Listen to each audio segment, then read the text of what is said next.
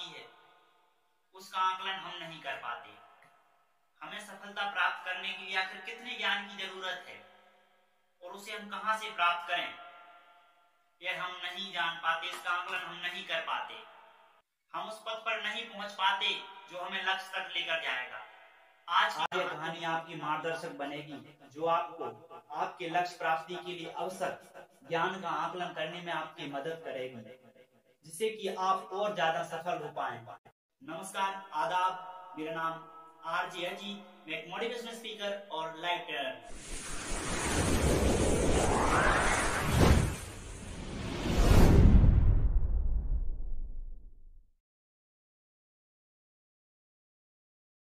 एक शहर में बहुत ही ज्ञानी प्रतापी महात्मा आए हुए थे।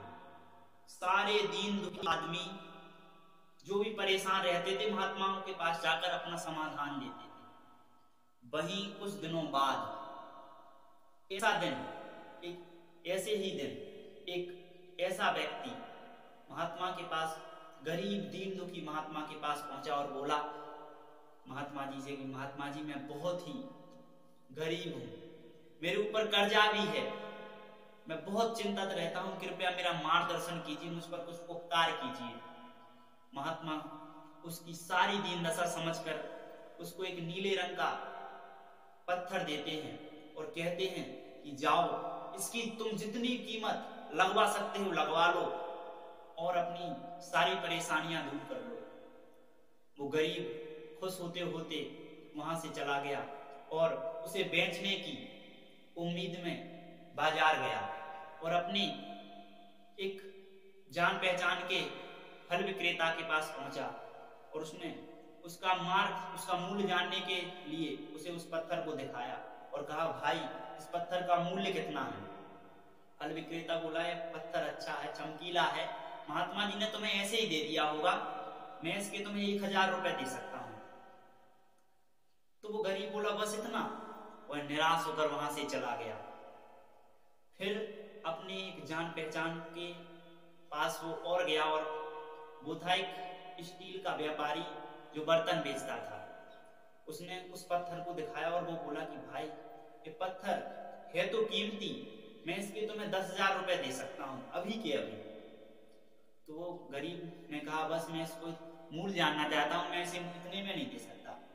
वो फिर एक सुनार के पास गया, उसने उस पत्थर की कीमत जानने के लिए उस सुनार को उस पत्थर को दिखाया।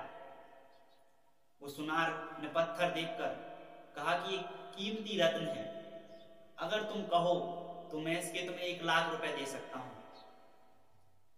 उस गरीब व्यक्ति को समझ में आ गया था कि कोई तो कीमती पत्थर है, तो 1,000 से 10,000 और 10,000 से 1,00,000 तक जा सकता है, तो इसकी कीमत और अधिक भी हो सकती है। उसकी कीमत और अधिक लगवाने के इरादे से वो शहर के सबसे बड़े हीरे के व्यापारी के पास गया। जैसे ही उसने वो हीरा दिखाया और कहा कि इसकी कीमत कितनी है, हीरे के व्यापारी देखकर भौचक्का रह गया। उसके चेहरे पर स्पष्ट रूप से एक अलग ही चमक दिख रही थी और उसने उस पत्थर को हाथ में लेकर अपने माथे से लगाया और कहा कि मैं अपनी सारी जायदाद भी बेच दूं तो भी इस पत्थर की कीमत मैं तुमको नहीं दे सकता, कि तुम पत्थर लाए कहां से हो? तो गरीब ने कहा कि ये मैं वैसे ही महात्मा जी ने मुझे दिया था। तो कहा, भाई ये बहुत ही कीमती रत्न है, मैं इसकी कीमत अपनी पूरी जायदाद बेचकर नहीं दे सकता। तो वो गरीब समझ गया कि एक कीमती रत्न है और बहुत ही कीमती रत्न है।